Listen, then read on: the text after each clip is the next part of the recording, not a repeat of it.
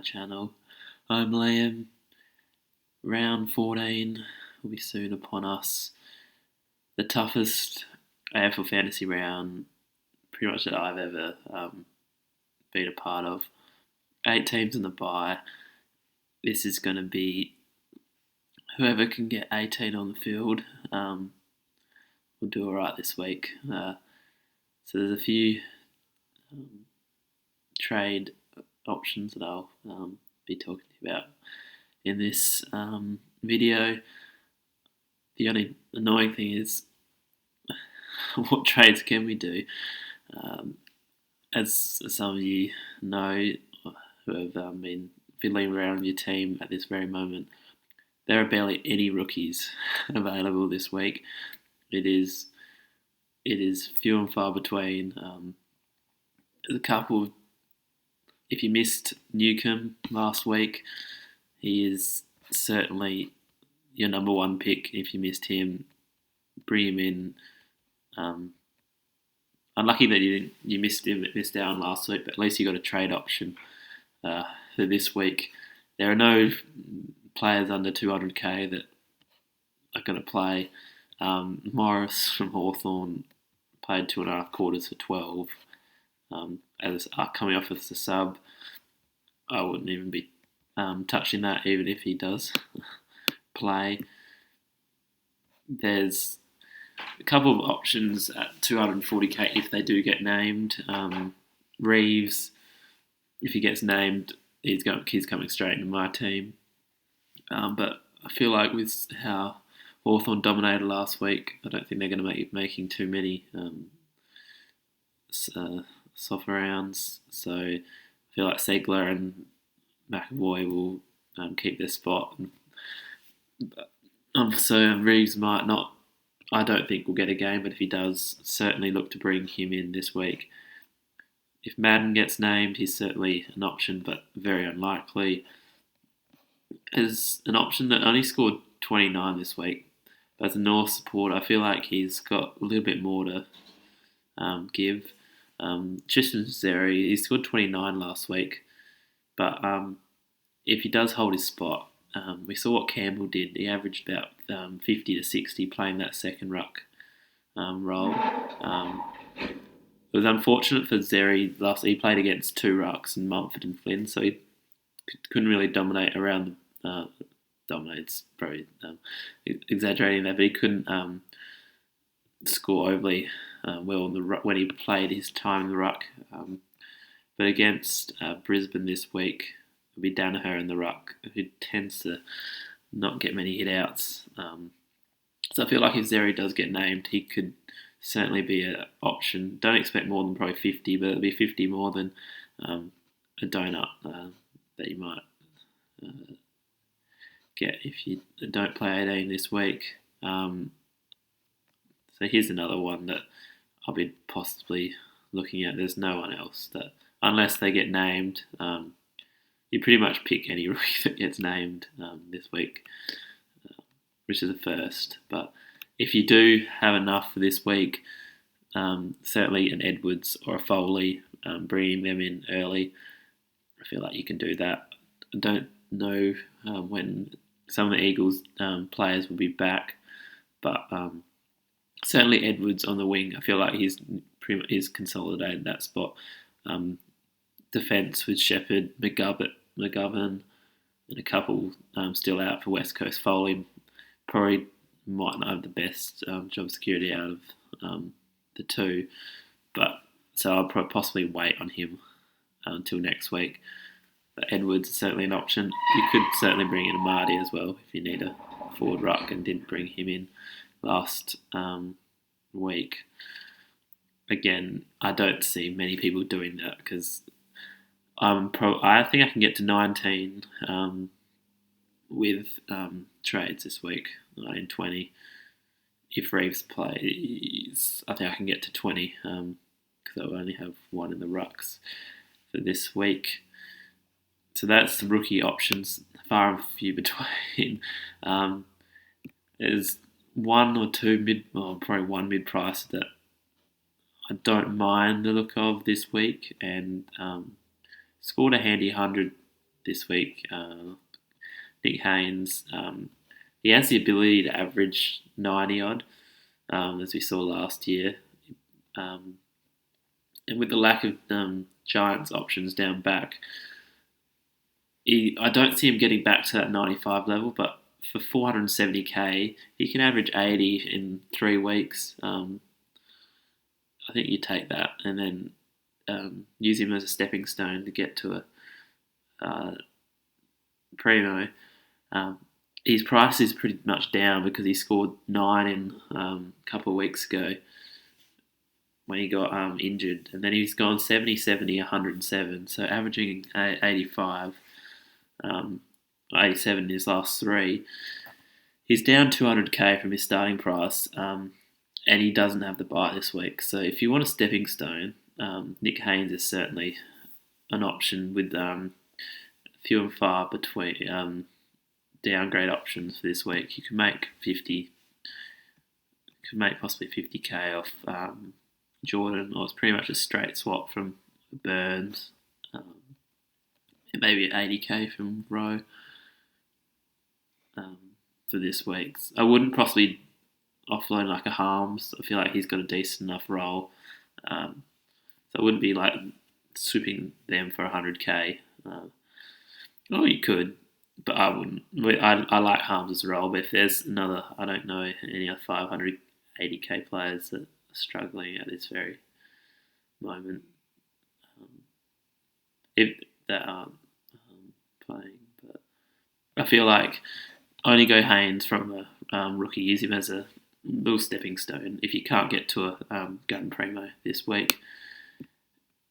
This next price bracket, there's no one really that you want to target. They could be used as McAvoy could be used as a stepping stone, but I feel like Ulruck's played very well in that game. He has 88 in his last 3, but if they continue to name Segler and him, is not the worst option, but again, I don't really want to be paying 580 for a stepping stone. 470 for a stepping stone isn't the worst, but 580, and I don't see him averaging probably more than what Haynes would do for the same price. None of these look very tempting. So these 600k bracket, again, most likely probably wouldn't want to target any of these at this very stage. I like the look of Maine off his bye, but that's for next week. Heppel, 95 average. You can just get a little better with some more with higher priced players. I don't see any of these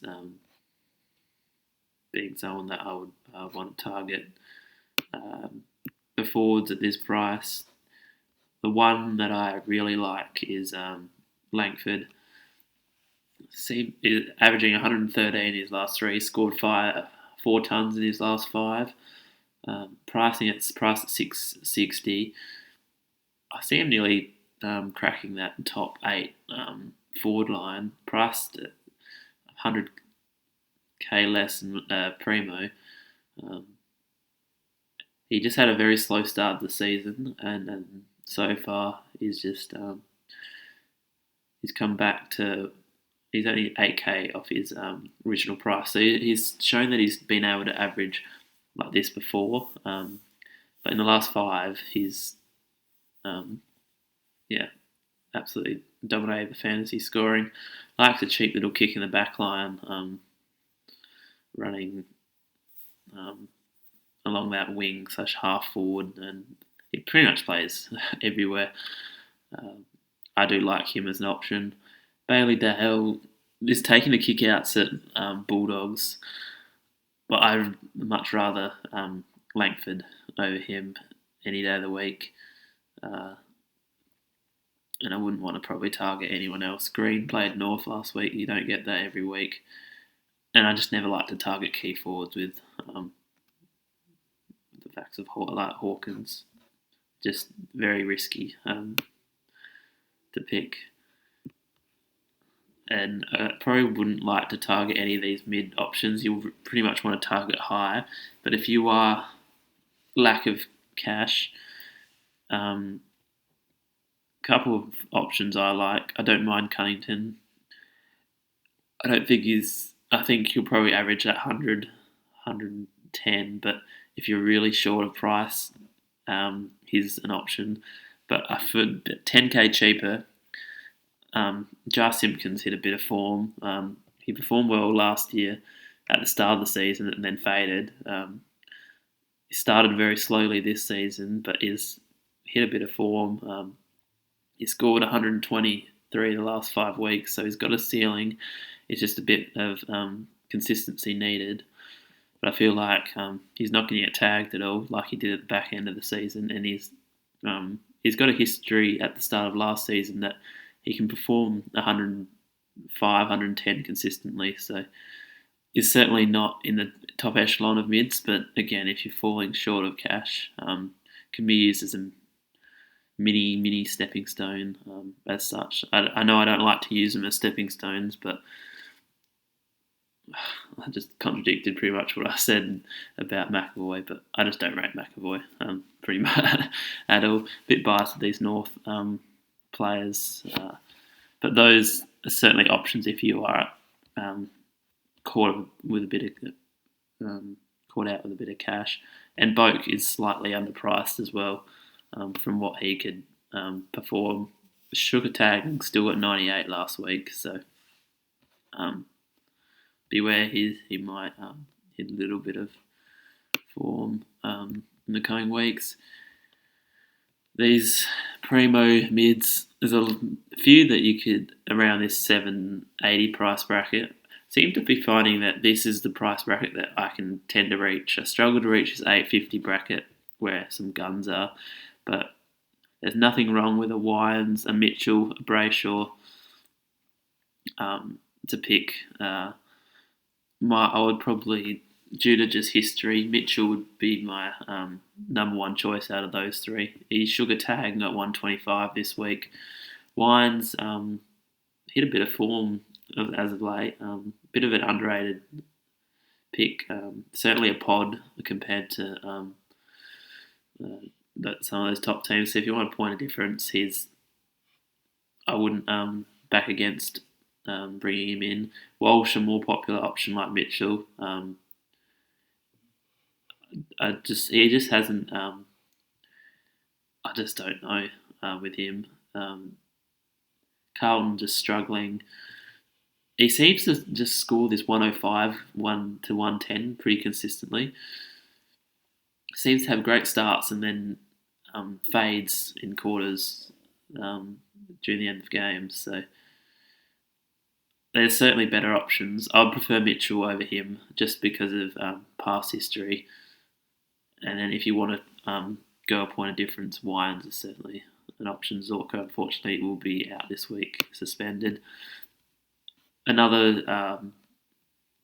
I'll go to them, and then there's really no defender options this week to bring in. You could look at Whitfield. He just had an off week, but he's certainly a player you can bring in. Stewart, probably not keen on him that much, even though I've got him. I just see there's more value in. Let's just go to them now. More value in Mills. Crisp had a down game.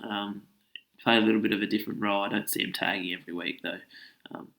But Doherty, I would prefer, and Rich both over Stewart if you need a defender for this week. But Mills would be my number one weight after his bye, and Crisp is still a pretty good option. I think he early on in that game started tagging Oliver or Petrarca, and then it was Petrarca, and he got pushed forward, and then Chris went to the midfield after that and played his usual role. I think he still scored 40 odd in the second half. Just a bit of a down game, but I see him bouncing back.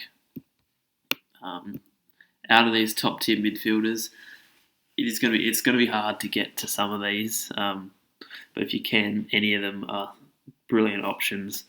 Parrish with some amazing form as of late. Just buyer beware. Playing Hawthorn this week, Warpool does like to tag.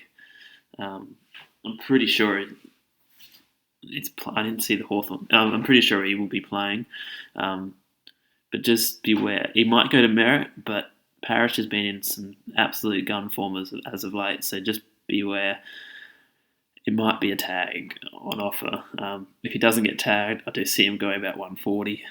So scary business, but I think a safer pick is took this week, even though he does play Port, who have been tough to score against. He seems to just be racking up, and Bontempelli again. just any of these, they're all amazing options. Probably Parrish and Took, but beware, they might not go to the 140, 130 that they're averaging in the last couple, but certainly great options for the end of season. And Lions have slowed down a little bit as of late with Neil back, so I probably wouldn't want to touch him at all. Sorry if I missed any names within my team that are certainly options. McRae, again, playing Geelong this week, so might, again, a bit of a tough one, but averaging 138 in his last three, it's hard to ignore. Taranto had a little bit of an off one this week, but again, merit option. I would wait Duncan for a little bit. Probably wouldn't want to target McCluggage at this time of year. Oh yeah, and I missed a few. Hall, Kelly, Zeeble, all great options. Certainly the top two, Hall and Kelly, I'd see him being top two forwards for the season. Hall probably would nearly be probably a top 8 midfielder if he was. And certainly a top 6, top 2 defender as well. So if you haven't got any of those, it's not too late. Bring them in. They're the best players in those positions. There is a Roses who I brought in last week. But don't touch him. He's let him sit on my bench for the rest of the season. So ideally with your trades this week, look to be getting rid of those Rose, those Stilthorpes, Jordan, Burns. Probably hold Bianco this week. Hold Highmore after his amazing week. And try and restrain yourself from trading out underperforming premiums. You brought them in for a reason. Harms, I would keep. Heaney is very tempted to be traded.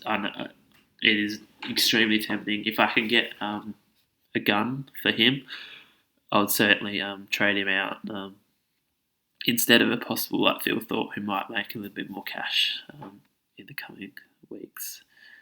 So I hope I've given some decent information, and good luck for this horror buy round. I'll be back on Thursday for my preview, what trades I'm going to do and who I'm going to captain in this tough round 14.